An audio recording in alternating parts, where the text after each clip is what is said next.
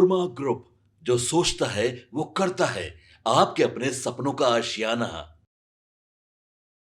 Bharat live देख रहे हैं आप और मेरा नाम है उत्तम कुमार। बिहार में बिहार विधानसभा का चुनाव होना है। ऐसे में अब ये कहा जा रहा है कि कल आधिकारिक घोषणा जो है एनडीए में सीट शेयरिंग पर की जाएगी। हमारे साथ बाबा हैं।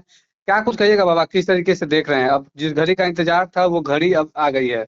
उत्तम कल ही हम आपसे बातचीत कर रहे थे। हमने कई फॉर्मूलों पर चर्चा की थी। हमने बताया भी था कि आखिर क्या कुछ चल रहा है और ये मीटिंग का दौर जो पटना में चल रहा है उसके मायने क्या है।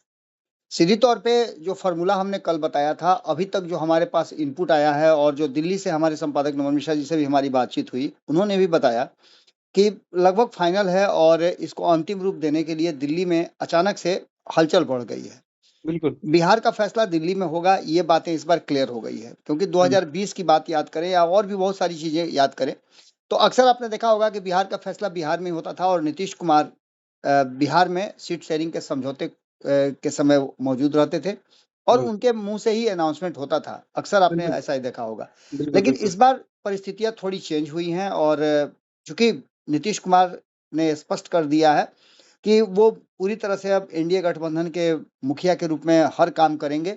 बाकी काम के लिए उन्होंने लोगों को अधिकृत कर दिया है। बिहार विधानसभा चुनाव को लेकर के भारतीय जनता पार्टी दिल्ली में शनिवार को और रविवार को होने वाली अहम बैठकों में भाजपा और जनता दल यूनाइटेड के जो लोग हैं उन लोगों के साथ चर्चा करने के बाद जो मामला सामने आया है उसमें 2 दिन का समय लिया गया है।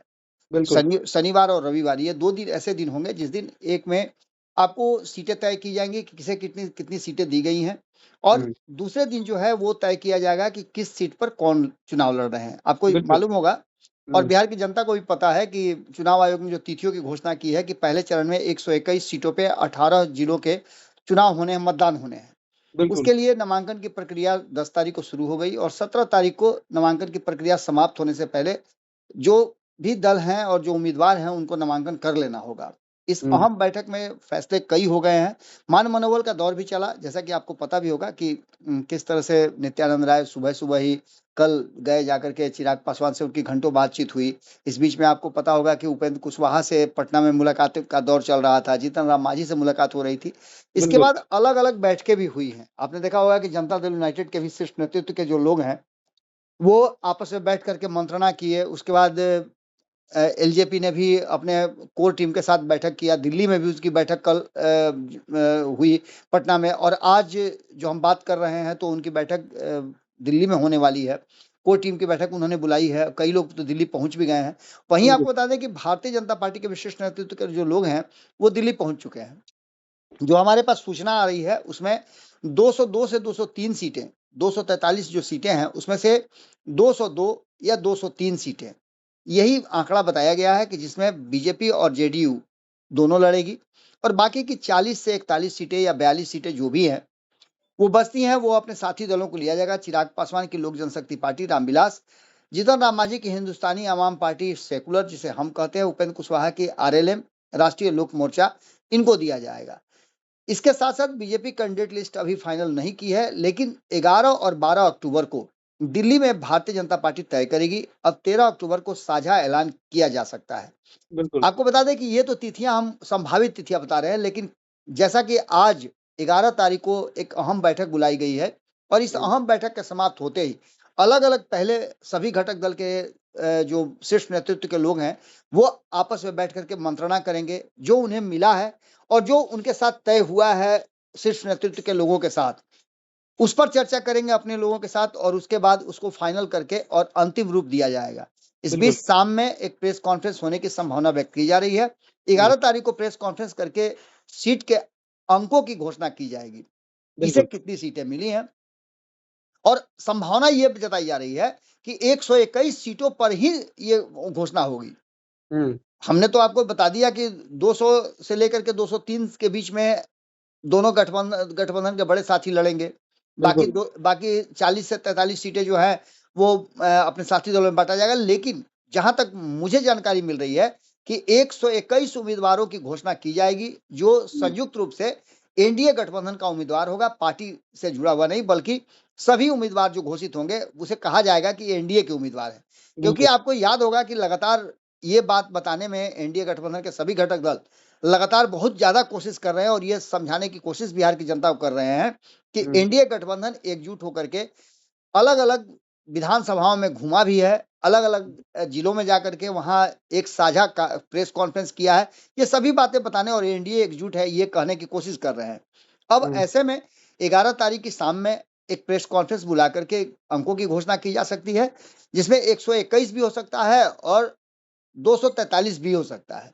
लेकिन ज्यादा उम्मीद है कि 121 सीटों को लेकर के ज्यादा चर्चा होगी और 12 अक्टूबर को फाइनली ये घोषणा कर दी जाएगी कि कौन कौन से उम्मीदवार किस पार्टी के चुनाव मैदान में उतारे जा रहे हैं, किन किन सीटों को किस किस पार्टी के हवाले किया गया है और ये पूरी लिस्ट दे दी जाएगी। सूत्रों के मुताबिक 100 सीट से ऊपर एनडीए गठबंधन में बीजेपी और जेडीयू लड़ेगी, जिसमें कहा यह जा रहा है कि बड़ा भाई के रूप में जेडीयू को एक सीट अधिक दी जा सकती है। अब ऐसी सूरत में 102 सीट पर हो सकता है कि नीतीश कुमार लड़े और 101 सीट पर बीजेपी लड़े।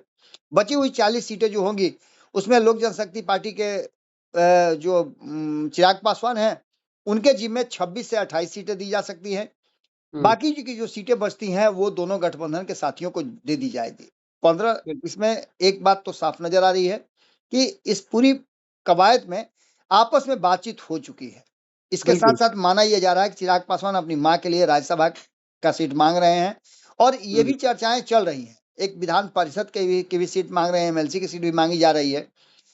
इसके साथ साथ आपको बता दें कि 100 सीट लड़ने के बाद में चुनाव लड़ने की जो धमकी जीतन राम मांझी ने दी थी उनको भी 7 से 8 सीटें देने की बात की जा रही है। तो वहीं उपेंद्र कुशवाहा के जिम्मे 6 सीटें, जैसा कि हमने कल भी आपसे बातचीत में बताया था, वो चर्चाएं चल रही हैं।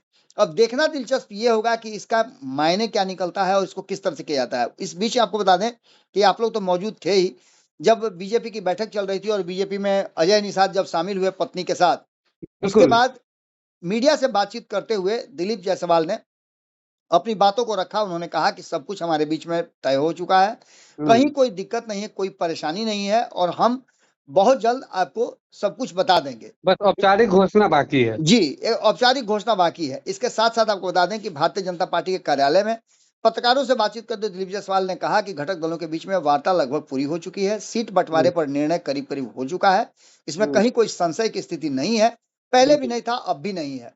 शनिवार की शाम तक सीट बंटवारे की घोषणा हो जाएगी। जायसवाल ने कहा कि राष्ट्रीय जनता दल और कांग्रेस आधा दर्जन विधायक जो हैं वो 2 दिन में भाजपा में शामिल होंगे। ये माना जा रहा है कि 2024 में नीतीश कुमार के फ्लोर टेस्ट के दौरान जो लोग एनडीए गठबंधन के खेमे में बैठे थे, इसमें मुरारी गौतम है, भरत बिंद है और भी कई विधायक हैं जो शामिल हुए थे, उन लोगों को भी इस बार चुनाव लड़ाने की तैयारी चल रही है। यानी घुमा फिरा करके अगर देखा जाए तो एनडीए गठबंधन में सब कुछ ठीक ठाक नजर आ रहा है। वहीं महागठबंधन, जैसा कि कल भी आपसे बातचीत हम कर रहे थे तो हमने बताया था कि महागठबंधन में सारी चीजें अभी भी उलझी हुई है। महागठबंधन में उलझने का कारण आपको पता है, सीट शेयरिंग के समझौते को लेकर के जो गतिरोध था उसे ऐसा लगता है कि सुलझा लिया गया है, क्योंकि आपने देखा होगा कि अभी तक किसी भी घटक दल के द्वारा इस पर किसी भी तरह का कोई नेगेटिव बात या नेगेटिव कमेंट नहीं आया है।